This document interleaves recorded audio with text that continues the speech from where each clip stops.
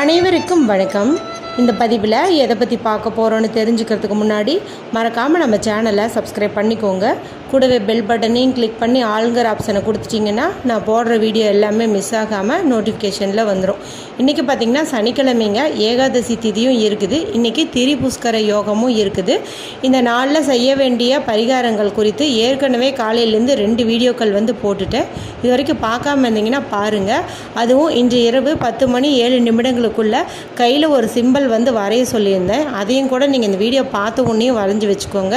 நல்ல பணவரவிற்கு ஒரு அற்புதமான பரிகாரமாகவே அது அமையும்.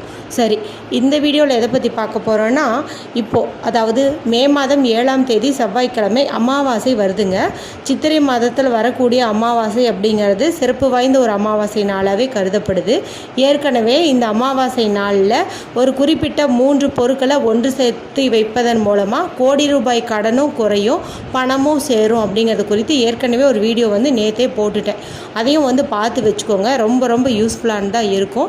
இந்த பதிவில் வேறு ஒரு பரிகாரம் சொல்கிறேன்.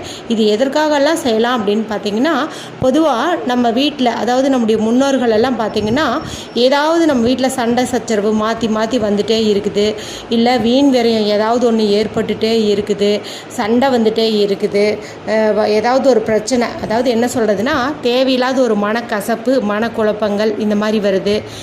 உடம்புல ஒன்று மாற்றி ஒன்று நோய் ஏதாவது வந்துட்டே இருக்குது, குழந்தைங்களுக்கு ஏதாவது பிரச்சனை வருது.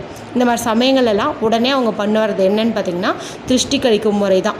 அதுவும் அமாவாசை நாளில் கழிக்கக்கூடிய திருஷ்டி ரொம்ப அதிசக்தி வாய்ந்தது அப்படின்னே சொல்லலாம்.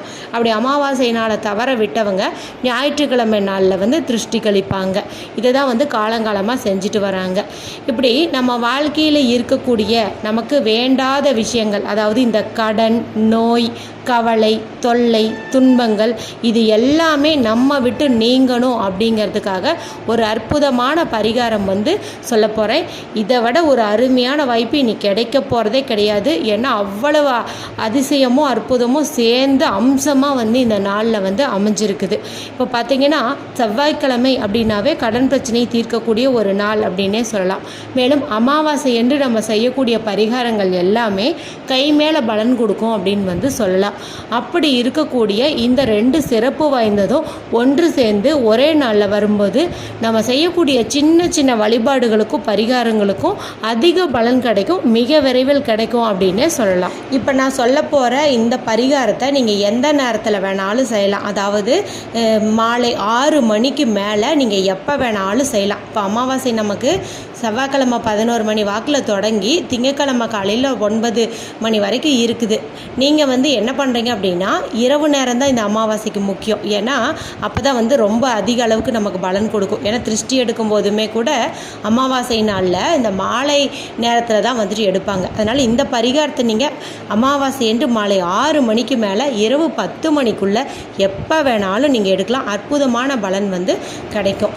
யாரெல்லாம் இந்த பரிகாரத்தை செய்யலாம் அப்படின்னு பார்த்திங்கன்னா, தீராத கடன் மற்றும் கஷ்டத்தில் சிக்கி தவிக்கிறவங்க, அதாவது ஏதோ ஒரு சூழ்நிலையில் கடன் வாங்கிட்டேன், என்னால் இன்னுமே கட்ட முடியல, ஒரு நிம்மதியே இல்லை, நானாகவே இல்லை, ஏதோ ஒரு மாதிரியாக பிரம்ம பிடிச்ச மாதிரி இருக்கேன், பித்து பிடிச்ச மாதிரி இருக்கேன், தொடர்ந்து சில நாட்களாக நான் செய்கிற எந்த வேலையுமே எனக்கு சரியாக அமையதே இல்லை, தொட்டதெல்லாம் நஷ்டமாகுது, ஏதோ ஒன்று ஒரு மாதிரி இருக்குது அப்படின்னு சொல்லி புலம்பிகிட்ருக்கீங்க பார்த்தீங்களா, அவங்க எல்லாருமே இந்த பரிகாரத்தை செஞ்சுக்கலாம். சரி, செய்கிறதுக்கு மாதவிடாய் தீட்டு ஒரு பிரச்சனையா அப்படின்னு கேட்டிங்கன்னா, அதெல்லாம் ஒன்றுமே பிரச்சனை கிடையாது. பெண்கள் மாதவிடாய் சமயத்துலேயும் தாராளமாக இந்த பரிகாரத்தை செய்யலாம். ஆண்களும் இந்த பரிகாரத்தை செய்யலாம். ஏன்னா இப்போ பெண்கள் விடுமுறை காலமாக இருக்கிறதுனால ஊருக்கு போயிருப்பாங்க இல்லையா, அப்போ நீங்கள் தான் வீட்டில் இருக்கிறீங்க, உங்களுக்கு இந்த பிரச்சனை இருக்குது அப்படிங்கும்போது நீங்களே கூட பண்ணலாம். இருந்தாலும் வயதில் மூத்தவங்க வீட்டில் இருக்காங்க, அதாவது நம்முடைய பாட்டி இருக்காங்க, அம்மா இருக்காங்க அப்படிங்கும்போது அவங்க கையால் இதை நம்ம பண்ணிக்கிறதும் ரொம்ப ரொம்ப நல்லது. அப்படி யாரும் இல்லைங்கும்போது நம்மளே பண்ணிக்கலாம். அதாவது அந்த வீட்டு பெண்களே பண்ணலாம், மற்றவர்களுக்கும் பண்ணலாம், அவங்களுக்கும் பண்ணிக்கலாம். யாருக்கெல்லாம் கஷ்டங்கள் இருக்கோ அவங்களுக்கு எல்லாத்துக்குமே நம்மளே பண்ணலாம். மேலும் அமாவாசை நாளில் யாரும் பெரும்பாலான வீடுகள் அசைவம் செய்ய மாட்டாங்க. ஒருவேளை நீங்கள் அப்படி அசைவம் செஞ்சுருந்தீங்க, சாப்பிட்ருந்தீங்கனாலுமே இந்த பரிகாரத்தை செய்யலாம். இப்போ லீவுக்காக நீங்கள் ஊருக்கு போயிருக்கிறீங்க, அதாவது ஃபேமிலியோடவே ஊருக்கு போயிருக்கிறீங்க, அப்போ நான் இந்த பரிகாரத்தை செய்யலாமா அப்படின்னு கேட்டிங்கன்னா தாராளமாக செய்யலாம். அதெல்லாம் ஒன்றுமே பிரச்சனை கிடையாது. உங்கள் வீட்லேயும் செய்யலாம், இல்லை ஊருக்கு போயிருக்கிற இடத்துலையும் வந்துட்டு செய்யலாம். சரி, இந்த பரிகாரத்தை எந்த நேரத்தில் செய்யணும், எப்படி யாரெல்லாம் செய்யலான்னு சொல்லியாச்சு. எப்படி செய்யணும், என்ன பொருட்கள் வேணும் அப்படிங்கிறத இப்போ நம்ம பார்த்துடலாம். ரொம்ப கஷ்டமே கிடையாது, எல்லாமே நம்ம வீட்டில் இருக்கக்கூடிய பொருட்கள் மட்டும்தான். சரி, இது எப்படி செய்யணும் அப்படின்னு பார்த்தீங்கன்னா, முதல்ல நமக்கு தேவைப்படுற பொருள் துவரம்பருப்பு. இந்த துவரம்பருப்பு அப்படிங்கிறது பார்த்திங்கன்னா மகாலட்சுமி தாயார் வாசம் செய்கிற பொருள் அப்படின்னும் சொல்லலாம். மேலும் செவ்வாய் பகவானுக்கு உகந்த தானியம்னு பார்க்கும்போது இந்த துவரம்பருப்பை சொல்லலாம். கரெக்டாக இன்றைக்கி நமக்கு அமாவாசை செவ்வாய்க்கிழமை நாள்லேயே வந்திருக்கிறது ரொம்ப சிறப்புன்னே சொல்ல. ஒரு கைப்பிடி அளவு எடுத்துக்கோங்க, கொஞ்சம் எடுத்துக்கோங்க. கைப்பிடி அளவுனா நிறையாலாம் வேணாம், கொஞ்சம் வந்து எடுத்துக்கோங்க. ஏற்கனவே சமையல் அறையில் இருக்கிறதையே எடுத்துக்கலாமா, இல்லை புதுசு வாங்கணுமான்னு கேட்டால் சமையல் அறையில் இருக்கிறதையே வந்துட்டு நீங்கள் எடுத்துக்கோங்க. ரேஷன் கடை பருப்பு கூட எடுத்துக்கலாம், எந்த தவறுமே கிடையாது. இப்போ நான் சொல்கிற பொருள் எல்லாம் உங்களால் கையிலேயே வச்சுக்க முடியும்னா நீங்கள் உங்களுடைய இடது கையில் வந்து வச்சுக்கோங்க. இல்லை என்னால் இந்த பொருட்களை எல்லாம் கையில் வச்சுக்க முடியாது, திருஷ்டி எடுக்கும்போது சிந்திரும் அப்படின்னு நினச்சிங்கன்னா ஒரு பேப்பர்லேயே கூட நீங்கள் வந்து வச்சுக்கலாம்.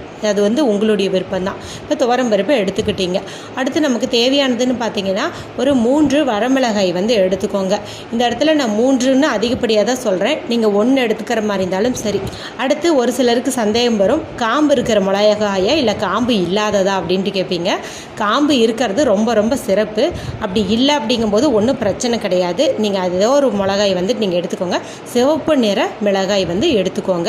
இந்த இடத்துல சிவப்புங்கிறது செவ்வாய் பகவானுக்கு உரிய நிறமாக இருக்கிறதுனால இதை நம்ம பயன்படுத்துறதும் ரொம்ப ரொம்ப நல்ல பலனை வந்து உங்களுக்கு கொடுக்கும். இப்போ 2 பொருள் வந்து எடுத்துட்டீங்க. அடுத்து நமக்கு தேவையான பொருள் என்ன அப்படின்னு பார்த்தீங்கன்னா, நம்ம வீட்டில் சாம்பாருக்கும் ரசத்துக்கும் பயன்படுத்துகிறோம் இல்லையா புளி, இந்த புளியை தான் நீங்கள் வந்து எடுத்துக்கிறீங்க. ஒரு சிறு துண்டு எடுத்துக்கிட்டீங்க அப்படின்னாவே போதும்.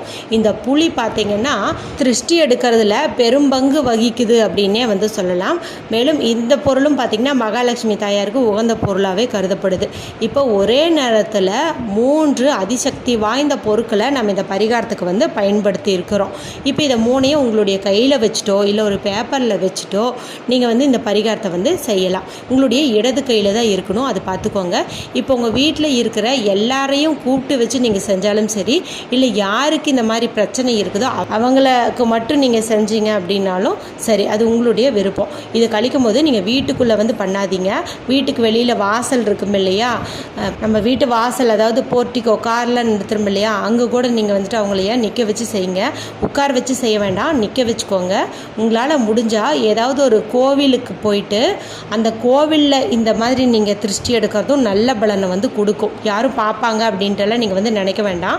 கோவிலில் கூட அந்த சம்மந்தப்பட்ட நபரை நீங்கள் நிற்க வச்சு அவங்களுக்கு வந்துட்டு நீங்கள் திருஷ்டி எடுக்கலாம். போக முடியல, வாய்ப்பு கிடைக்கலன்னு நினைக்கிறவங்க வீட்டு வாசலில் நிற்க வச்சு பண்ணுங்கள். கிளாக் வைஸில் 3 முறையும் ஆன்டி கிளாக் வைஸில் 3 முறையும், அதாவது இடது டு வலது 3 முறை, வலது டு இடது 3 முறை, இந்த மாதிரி வந்துட்டு நீங்கள் அவங்கள சுற்றிக்கோங்க. அடுத்தது உங்களுக்கு நீங்களும் வந்துட்டு சுற்றிக்கோங்க. சுற்றிட்டு இப்போ அவங்கக்கிட்ட இந்த பேப்பரையோ இல்லை நீங்கள் உங்கள் கையில் தான் அந்த பொருள் வச்சுருக்கிறீங்க அப்படிங்கும்போது அந்த கையோ வந்துட்டு காட்டி அவங்கள 3 முறை வந்து துப்ப சொல்லுங்கள். சும்மா லைட்டாக வந்து ஸ்பிட் பண்ண சொல்லுங்கள். துப்பி முடிச்சதையும் நீங்களும் வந்துட்டு துப்பிடுங்க. இப்போ இதை நீங்கள் கொஞ்சம் தூரம் தள்ளி போய் கால்படாத இடத்துல வீசி எறிஞ்சிட்டு வந்துடுங்க. இல்லைனா தண்ணீரில் கரைச்சி அந்த தண்ணீரை எங்கேயாவது கால்படாத இடத்துல போட்டுருங்க. இப்போ கோவிலில் இந்த பரிகாரத்தை செய்கிறீங்க அப்படிங்கும்போது அங்கே ஏதாவது ஆறு, குளம், கிணறு இந்த மாதிரி ஏதாவது இருக்குது அப்படின்னா நீங்கள் அங்கே கூட போடுறது ரொம்ப ரொம்ப நல்லது. அதன் பிறகு நீங்கள், அதாவது இந்த திருஷ்டி எடுத்த பிறகு நீங்கள் என்ன பண்ணுறீங்கன்னா கட்டாயம் வந்து குளிச்சுக்கணும். ஏன்னா இந்த பரிகாரத்தை செஞ்ச உடனேயும் நம்மளுடைய பிரச்சனைகள் எல்லாமே நீங்கிடுச்சு அப்படின்னு வந்து அர்த்தம். அதனால் நம்ம உடனே குளிச்சுக்கிறது ரொம்ப நல்லது. கோயிலேருந்து வீட்டுக்கு வந்தாலும் குளிச்சுருங்க, இல்லை வீட்டிலே திருஷ்டி எடுத்திருந்தாலும் நீங்கள் எல்லாருமே வந்து குளிச்சுக்கோங்க. குளிக்க முடியல அப்படின்னு நினைக்கிறவங்க முகம் கை காலாவது கழுவிக்கோங்க. தலையில் 3 தடவை வந்து தண்ணீரை தெளித்து விட்டுருங்க. ஒரு முக்கியமான விஷயத்தை நான் சொல்ல மறந்துட்டேன்.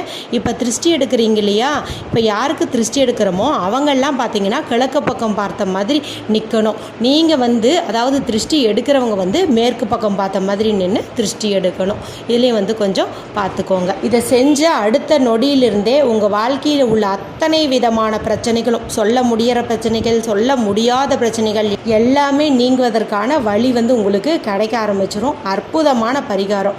இப்போ இந்த அமாவாசை நாளில் செய்ய தவறிட்டோம், நாங்கள் எப்போ செய்யலாம் அப்படின்னு கேட்டிங்கன்னா, ஒவ்வொரு வாரம் வரக்கூடிய ஞாயிற்றுக்கிழமை அன்றும் நீங்கள் இந்த பரிகாரத்தை இதே போல் செய்யலாம். அற்புதமான பலன் உங்களுக்கு கிடைக்கும். இந்த வீடியோ குறித்து உங்களுக்கு ஏதாவது சந்தேகம் இருந்துச்சு அப்படின்னா எனக்கு கமெண்ட்டில் கேளுங்க, கண்டிப்பாக விளக்கம் கொடுக்குறேன். எல்லாருமே செஞ்சு பலனடையுங்க. இந்த வீடியோ உங்களுக்கு பிடிச்சிருந்துச்சின்னா மற்றவங்களோட ஷேர் பண்ணுங்கள், லைக் பண்ணுங்கள், கமெண்ட் பண்ணுங்கள். மற்றும் ஒரு பயனுள்ள பதிவில் உங்களை சந்திக்கிறேன். நன்றி, வணக்கம்.